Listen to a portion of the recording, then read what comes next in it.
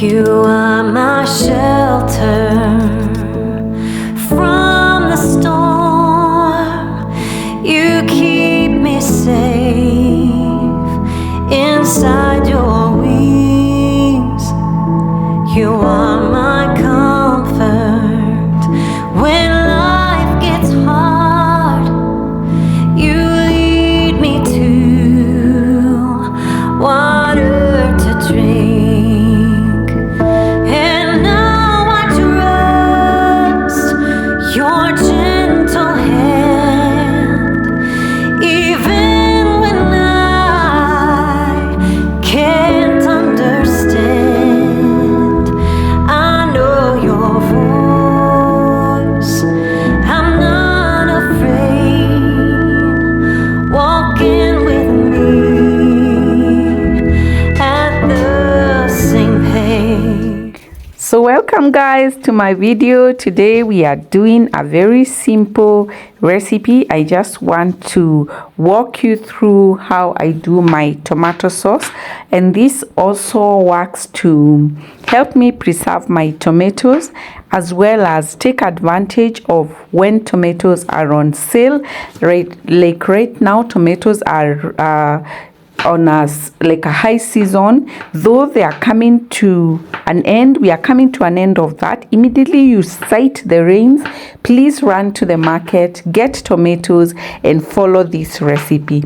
Save it, watch it to the end, and like it so that it will be among your preferred videos.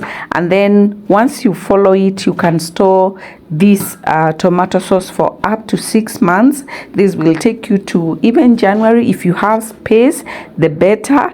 If not, just work with the small portions you can, and then you keep increasing them as you're using them. And I just want to take this time to welcome all my new subscribers. You're welcome. Karibuni sana. That's how we say it here in Kenya.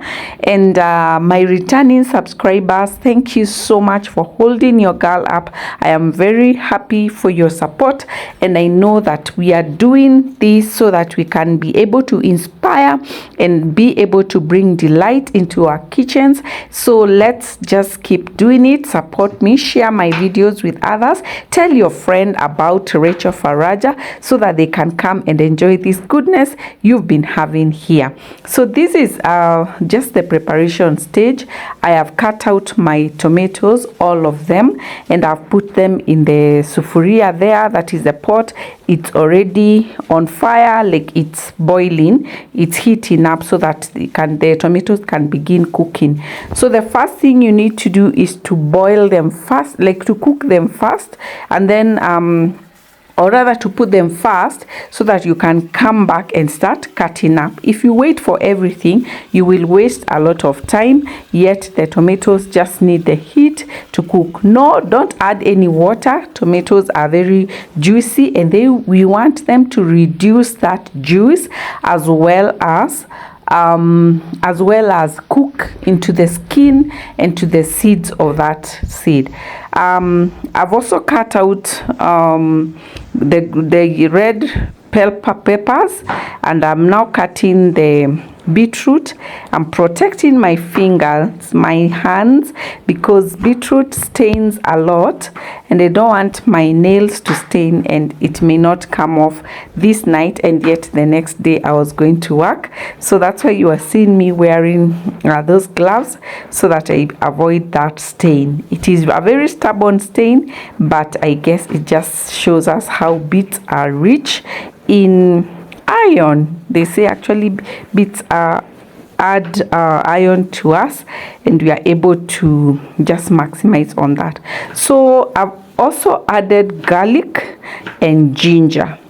These are optional, and even I've added an onion. You've seen an onion that I've cut out and added into the boiling tomatoes. So this is how this mixture looks like, and it is going to just cook a bit more so that the skin of the tomatoes can soften. You see that I did not remove it because I want it inside there, and I want it to form part of this base of the tomato paste, because the skin is very rich, as also the seeds. So I'm not going to be removing that.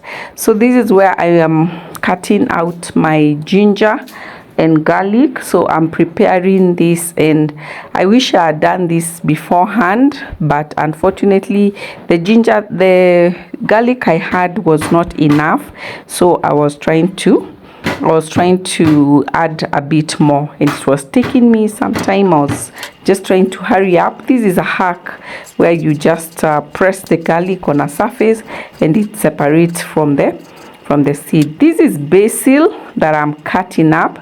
If you don't have a market that sells basil near you, walk to any Carrefour shop, then go to their grocery section. The ones they put in the fridge, pick out basil from there, and it will give you such a fresh, such a fresh aroma to your stew. And basil smells close to mint, but it's better even when it cooks. It's so much better. I love it. So as you can see, the stew has actually cooked down from the rim. You can see it was all the way up. Now it has gone down. It's almost halfway, and I want to just now take it out. So I want to add the garlic and ginger mixed into the stew.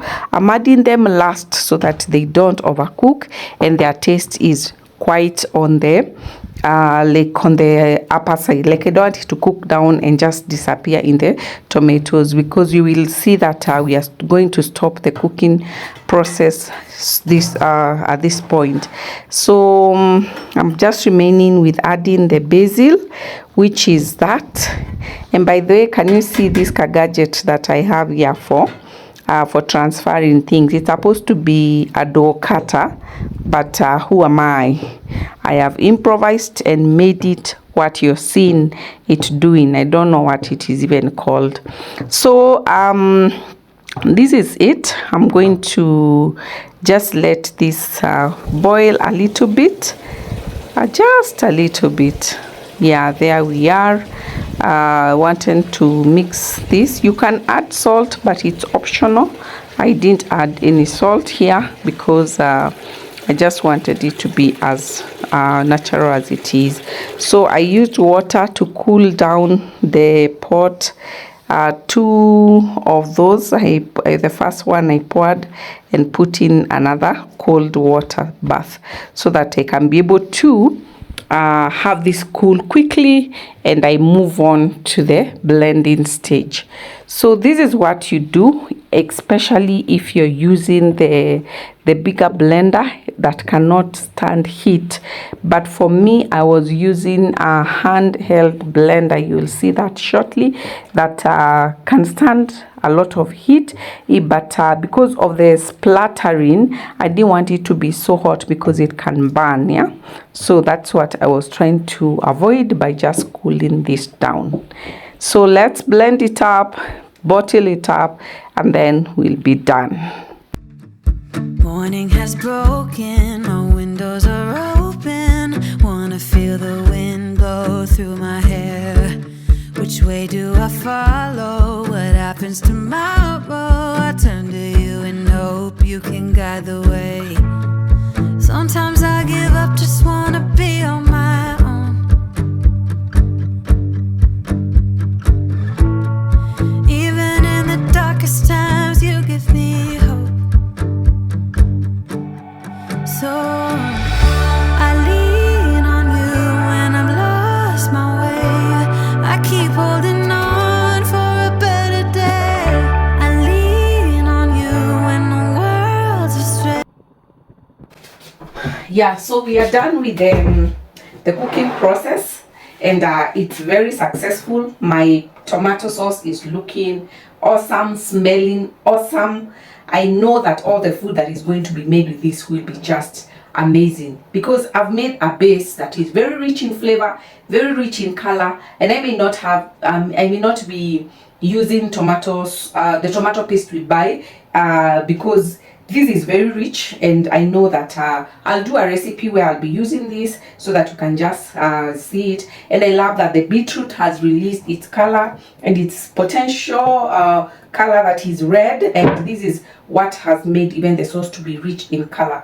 No additives, no preservatives. You can do this at home. So I want to transfer this sauce while it's hot in the glass jars. The reason being, when it cools down, it's going to be, the consistency will change. Let me show you.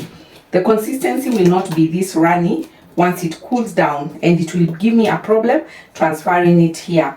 So I am not doing those ones of canning, not. No, I'll keep this in my fridge.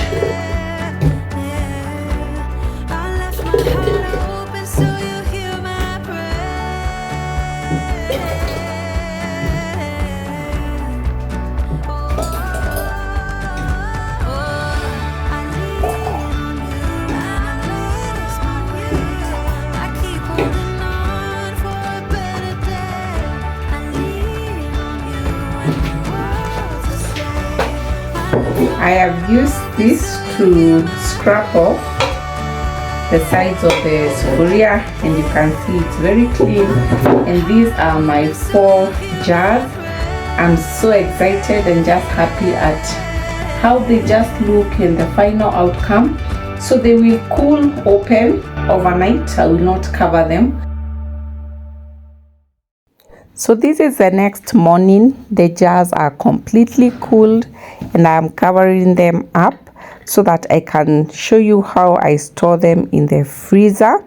The 3 bottles that are not going to be in use are going to be stored in the freezer, and the one that is in use will be stored in the fridge.